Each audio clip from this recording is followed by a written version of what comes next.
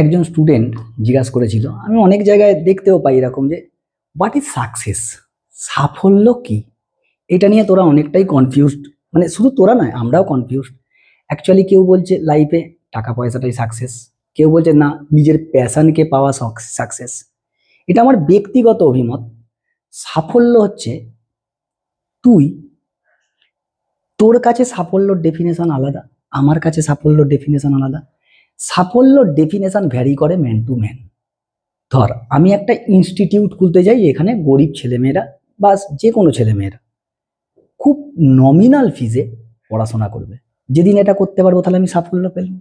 কারোর কাছে যে ছোটোখাটো মানুষ, ধর কেউ একজন ট্রলি ভ্যান চালায়, সে যদি ভাবে যে আমি একটা যদি ইঞ্জিন ভ্যান কিনতে পারি তাহলেই আমার সাফল্য।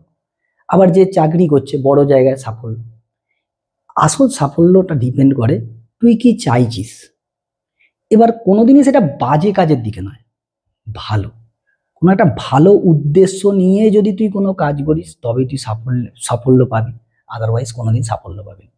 পৃথিবীর হিস্ট্রিতে এরকম কোনো বিজ্ঞানী পাবি না যাদের উদ্দেশ্য ছিল কিছুকে ধ্বংস করার, তারা সেই কিছু বানাতেই পারেনি।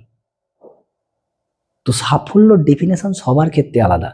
তুই যেটা পরিশ্রম করছিস কর, সেটাতে তুই যদি সাফল্য পাবি, না পেলে কিচ্ছু যায় আসে না, কিচ্ছু যায় আসে না। তো সাফল্য তুই ভাবিস না যে তুই একটু মার্কস কম পেয়েছিস বলে তুই সাফল্য পেলি না, এরকম কোনো কিছু নয়। অনেকেই আছে ফ্রাস্ট্রেটেড হয়ে যাস, তোরা ডেসপ্যারেটলি ভাবতে থাকিস, ডিপ্রেশনে চলে যাস যে না আমার এই বছর হয়তো নিট লাগলো না, ডোন্ট ওয়ারি, নেক্সট বার। না হলে ঠিক আছে, হলো না, তুই পরিশ্রম করে যদি না পাস, তোকে একজন ওয়ারিয়ার বলা হবে, ওয়ারিয়ার, ফাইটার।